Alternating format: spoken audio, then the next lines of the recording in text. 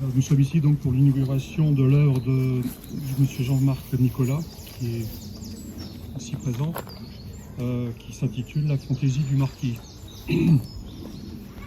La communauté de communes de l'Est-de-Var et du Côte des Légendes donc, souhaite mettre en valeur le patrimoine. Ici, le site s'y prête.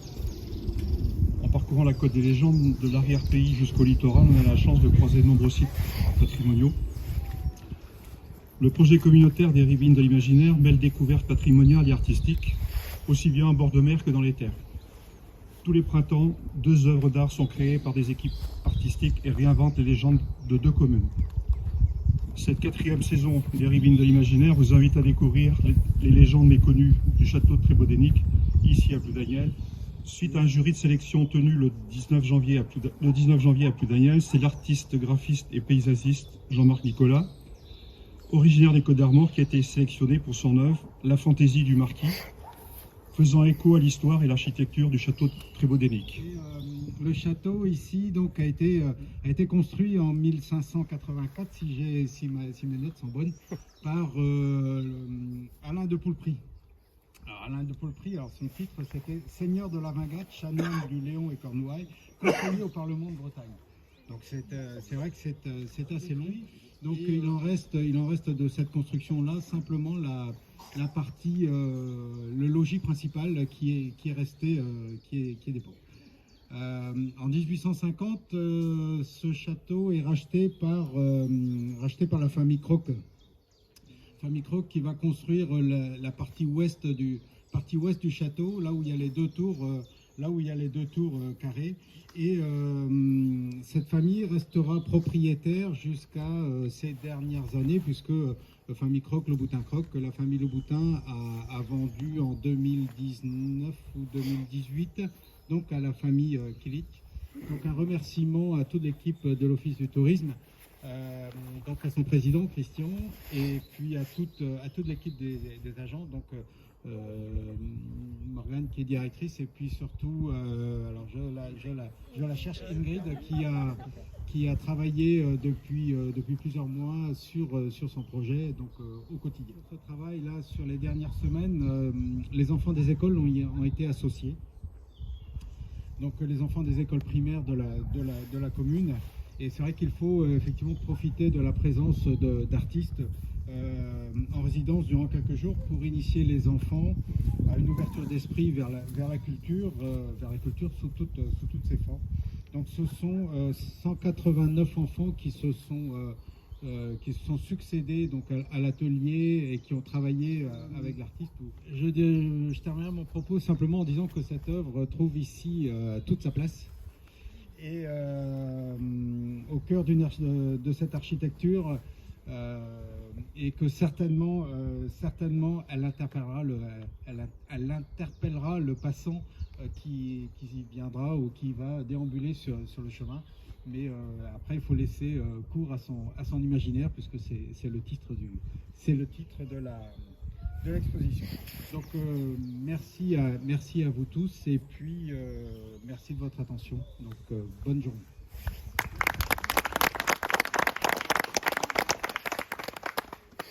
Je vais juste poursuivre par quelques petits mots pour compléter un petit peu tout ce qui a été expliqué auparavant. Donc je vais juste vous préciser que ce projet, il est vraiment, il a été mis en place afin de dynamiser toute l'attractivité du territoire, que ce soit à travers les visiteurs qui viendront du coup parcourir les itinéraires des Ribines, mais tout aussi à l'attention des habitants, parce que c'est vous, habitants, qui êtes vraiment les ambassadeurs de la Côte des Légendes et qui parlerez le mieux de notre territoire. Petite précision aussi sur l'ensemble du projet Ribines. À chaque fois, les Ribines sont installées à proximité des itinéraires de randonnée. Donc c'est une façon aussi de valoriser les boucles de randonnée qui sont dispersées sur le territoire. Et donc à savoir que la boucle de Ploudaniel va le mois prochain obtenir sa labellisation au PDPR 1. Et on va avoir la petite fiche qui va compléter l'offre des 15 boucles que l'on a déjà à ce jour pour compléter toute la panoplie. Alors pour ce qui concerne Ploudaniel aussi, il y a la participation sur les ribbings, mais ça ne s'arrête pas là parce que à partir d'après-demain, pas plus tard que lundi, c'est un nouveau projet toujours dans le cadre de la Fabrique d'Imaginaire qui va se poursuivre avec la première session de projection, enfin de création de vidéos participatives à l'attention des jeunes du territoire de 10 à 15 ans. Et donc c'est la chapelle Sainte-Trétonie de Ploudaniel qui sera mise en avant lors de cette première journée. Et n'hésitez pas à venir vendredi prochain pour la projection, pour voir tout ce que nos jeunes du territoire auront pu faire à nouveau autour des légendes. Voilà, merci.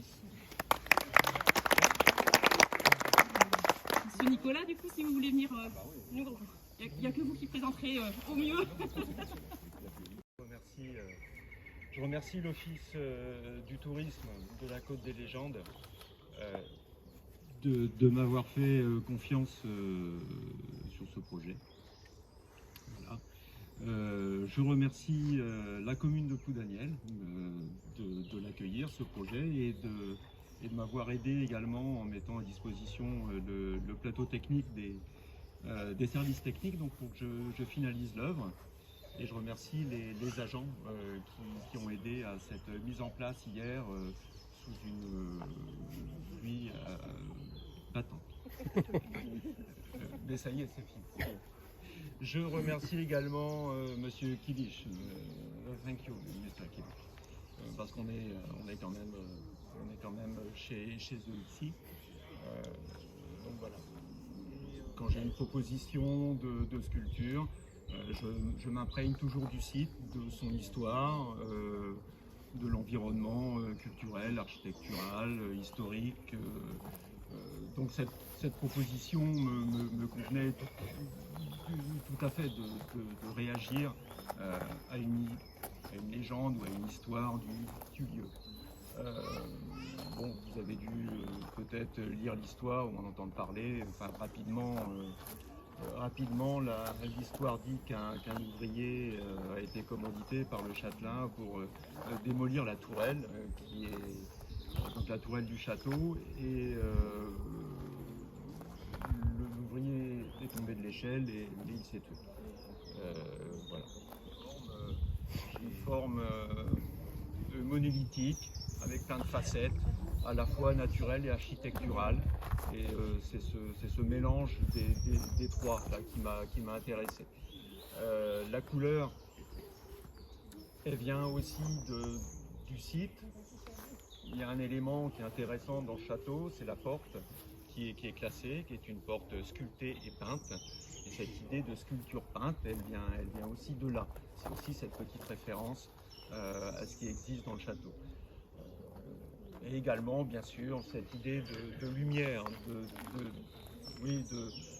du passage de la tristesse à la joie, qui vient directement de la légende que j'ai contenue.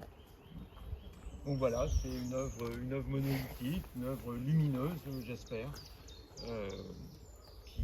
qui est là en effet pour attirer.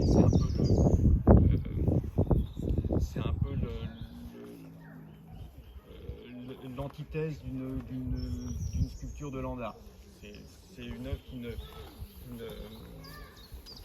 se fonde pas dans la nature, qui ne se fonde pas dans son contexte, qui en tire des informations, qui en tire des éléments, mais qui se montre, qui est là vraiment pour se montrer, pour être vu.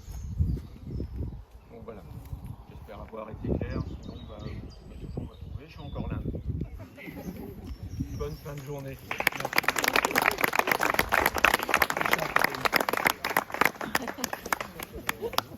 On va laisser place dans quelques instants à la compagnie Soumac, si vous voulez leur consacrer toute votre attention. Merci.